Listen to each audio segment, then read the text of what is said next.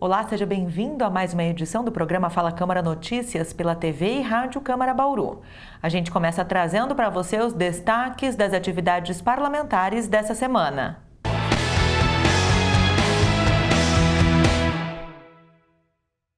O novo calendário de vacinação está intensificando a aplicação das doses contra o HPV, mas os movimentos anti-vacina estão prejudicando essa campanha.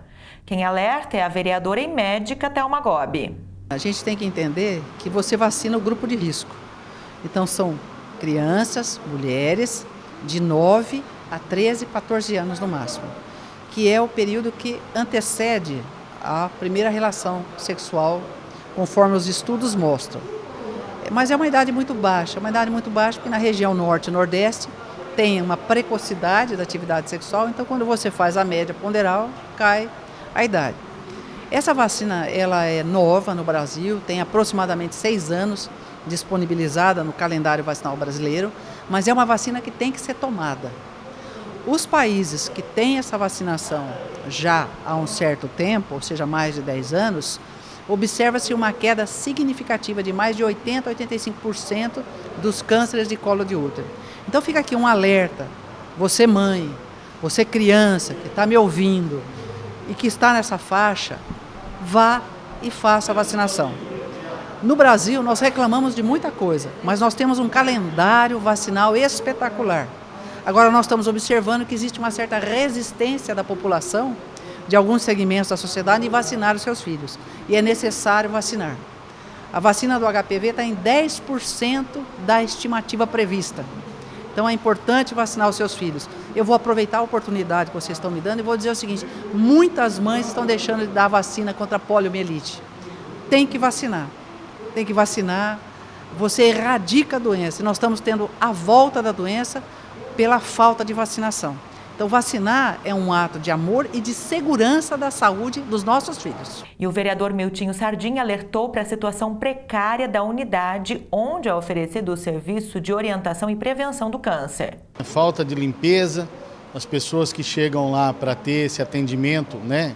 Na verdade, esse grave atendimento, né? Para ter orientação dessa grave doença, estão chegando lá e deparando com o local sujo, né? Mal cuidado, falta de manutenção nos jardins, a falta de limpeza nas escadarias, na área próxima ao bebedouro. É uma situação simples de se resolver, mas assim, ela tem que ser abordada, porque os munícipes que vão até lá para receber as orientações, alguma coisa desse tipo, dessa doença grave, eu quero deixar claro aqui, chegam lá e se deparam com esse desleixo, na verdade, né? Então, é um órgão público que tem que ser cuidado. O mínimo que tem que ser é cuidado. Então, nós recebemos essa informação dos munícipes e hoje já comentamos na tribuna para que realmente seja feito essa manutenção aí diariamente, né? Não somente... a manutenção é diária, como se fosse a nossa casa, né? Principalmente para esse tipo de prestação de serviço, né? É um lugar que carece realmente de uma atenção, porque quem vai lá não está indo lá para brincar, né? Quem está indo lá, ela realmente precisa de apoio, né? Precisa estar num lugar adequado, um lugar limpo. Então é isso que nós pedimos aí para que seja rapidamente limpo aquele ambiente. A SEAR, Secretaria das Administrações Regionais, está realizando uma força-tarefa de limpeza em vários bairros da cidade. A equipe da TV Câmara Bauru acompanhou esse trabalho no Jardim Tangarás. A reportagem é do jornalista André Godinho. Várias equipes da SEAR, Secretaria de Administrações Regionais de Bauru, realizaram um mutirão de limpeza urbana no Jardim Tangarás. Foram feitas roçadas e capinas de calçadas e áreas públicas e pintura de guias e sarjetas. O vereador Serginho Brum acompanhou a execução dos trabalhos. Já é um trabalho aí, vamos dizer que já está indo para 3 anos, que a gente vem fazendo essa varredura na Zona Leste inteira, desde o Gás, o Ras, tudo, né? E hoje o bairro Tangarás é que está sendo beneficiado com esse mutirão da limpeza, né? A qual o secretário Theo poderia estar aqui hoje também, mas ele está numa reunião lá na Câmara. Mas ele assim está dando a total apoio e e nos ajudando para que tudo isso aconteça nessa região. Eu andei já conversando com alguns moradores aí, com algumas pessoas que estão felizes e estão bem assim satisfeitos com o trabalho da prefeitura. Então, queria agradecer também ao prefeito, né, que tem nos atendido e sempre quando a gente cobra, ele faz com que as coisas que a gente está pedindo aconteçam. Então, meu agradecimento também ao prefeito. O que o senhor achou do trabalho que eles estão fazendo aí? Eles estão pintando assim boa parte dos meio-fio nas praças, né? Tem um playground que também o prefeito vai vir aí fazer assim, como se fosse uma inauguração, dizendo que tem mais coisas boas para acontecer no bairro. E assim eu posso dizer assim que essa equipe está sendo bem coordenada. Então quando há uma gestão boa, um grupo organizado, assim, as coisas você vê que é nítido. Então, enquanto uns vão pintando, outros vão cortando, outros vão recolhendo, então não é mais aquela bagunça que era antes, que cortava o mato, deixava amontoado. Então agora está tendo assim eficácia no trabalho. Os moradores aprovaram o serviço. Tá ótimo. Com o Serginho trabalhando aí, vocês, tá ótimo, ótimo. E essa limpeza que estão fazendo aqui, o que a senhora achou? Tudo muito ótimo, que tudo é coisa que precisa, né? Estava muito sujo? Tava bem sujo. Principalmente a praça lá, né? Tava bem descuidada. Mas vai ficar ótimo agora, né? E o vereador Ricardo Cabello explicou como está acontecendo o mutirão de limpeza e manutenção das unidades de saúde do município. A saúde nossa está precária também em Bauru. E dentro da saúde existe o setor que é administrativo, que é de reparos, em pequeno reparo nos UPA, nos postos de saúde. Isso não está funcionando, não é funcional. E em conversas com o prefeito e com o secretário Fogolin, entramos em reuniões e desde semana passada se formou uma equipe juntando várias secretarias. Secretaria da Sagra, Secretaria da SEAR, Obras, onde foi pegando um pouco de funcionário de cada secretaria e esses funcionários sim começaram a fazer o serviço de manutenção, pequenas reformas nos UPAs, que é pintura, troca de lâmpada, vazamento do telhado. E isso aí é outra maneira, vamos dizer assim, de transformar a saúde nossa, que está bem precária, a parte predial, em algo melhor para a população de Bauru também. E o vereador Coronel Meira questiona a capacidade de investimento da prefeitura com base nas principais reivindicações da população. Eu faço parte da Comissão de Constituição e Justiça. As dúvidas que até então tinha e que ainda depende de respostas da própria prefeitura, uma das dúvidas, eu perguntei para a prefeitura o seguinte, que eu tenho uma informação, tenho uma planilha em que, como o município de Bauru está bem classificado na Secretaria do Tesouro Nacional, classificação letra B, e como o município tem como dar como garantia, por exemplo, fontes de receita para dar como garantia o pagamento do empréstimo, o que o Banco do Brasil estava demonstrando inicialmente, que é emprestar 46 milhões e 600 e você pagar 69 milhões e meio, ou seja, um lucro aí, ou seja, uma diferença de 23 milhões, sendo que metade disso é lucro, nós questionamos, falamos, pô, mas o município tem como dar como garantia, por exemplo, o Fundo de Participação do Município. Quando nós questionamos a Prefeitura novamente, a Prefeitura agora voltou com um projeto de lei reduzindo o valor final de 69 milhões e 500 mil para 61 milhões. Ou seja, só num questionamento já houve uma redução ao final de 8 milhões de reais. Poxa, sabe o que acontece? O dinheiro público, ele é tão valioso quanto o nosso dinheiro que nós ganhamos do nosso salário. 1 milhão, parece que as pessoas tratam 1 milhão como se fosse assim, 1 milhão a mais, 2 milhões a mais, é muito dinheiro. Está aí agora o empréstimo, a confissão de dívida da Coab, que a prefeitura vai ter que pagar 1 milhão e 800 mil por mês. Poxa, 1 milhão e 800 mil por mês dá para fazer muita coisa pela cidade, mas nós vamos pagar dívida. Nós confessamos uma dívida que outros gestores no passado fizeram. Então, isso é muito ruim para o município. O que nós temos que fazer, o que o prefeito precisa fazer é aprender a economizar.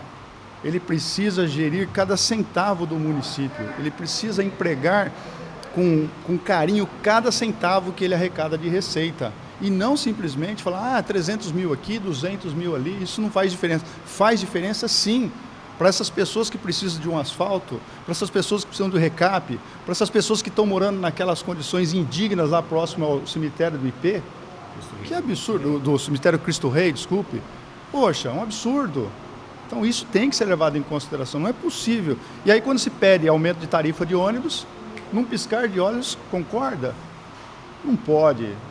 Na minha opinião, isso é tratar as pessoas com desleixo e com desdém. Isso as pessoas não merecem. A maioria das nossas pessoas que moram no nosso município precisam do poder público, necessitam das ferramentas do poder público. A falta de políticas públicas para a destinação dos resíduos da construção civil está causando prejuízos ao meio ambiente na cidade. A equipe da TV Câmara foi conhecer uma usina que processa e recicla o entulho e constatou que a capacidade de produção está sendo subutilizada. Acompanhe. Diariamente são coletados em Bauru aproximadamente 500 toneladas de restos da construção civil e outros materiais, que são transportados em caçambas. As 26 empresas que atuam nesse ramo na cidade depositam todo o material em um depósito de triagem e transbordo, área da prefeitura que é administrado pela Astem, Associação dos Transportadores de Entulho e Agregados de Bauru. Segundo o presidente da associação, a parceria com o Poder Público bauruense foi firmada em 2014 para atender à legislação de resíduos sólidos. Porém, o material depositado não está sendo utilizado em sua totalidade. Esse material ele tinha que ser processado e a prefeitura adquirir esse material através de 2 usinas particulares que nós temos em Bauru, que estão praticamente ociosas, porque não tem para quem vender esse material, né? A cidade ela é contemplada com um decreto-lei para que se utilize esse material e, infelizmente, não é feito dessa forma, certo? Se esse material for processado nessas usinas que trituram, né, o entulho, o que ele pode ser utilizado? De que forma ele pode ser empregado? Ele pode ser empregado no recap de asfalto, né? Ou mesmo base e subbase de asfalto. Ele é muito bom para isso aí, né? É um material excelente para esse tipo de serviço, né? E isso aí gera uma economia de cerca de 40%, né? Do que utilizar a pedra extraída da natureza. Que é utilizado hoje em dia, ou seja, a prefeitura tem demanda para esse material. Sem dúvida, totalmente. E as próprias usinas, elas têm capacidade de fornecer esse material. A prefeitura também tem uma usina própria que foi adquirida no final de 2016, se eu não estou enganado, não sei se é essa a data correta. Essa usina também poderia ajudar aqui, porque pelo que a gente vê, em breve esse espaço aqui vai ficar pequeno para o entulho do município. Sem dúvida, essa usina foi adquirida no final de 2016, a fundo perdido, né, que é até onde a gente sabe. Ela poderia ser utilizada para ajudar a própria prefeitura a fazer esse tipo de reparos, né? É uma economia substancial.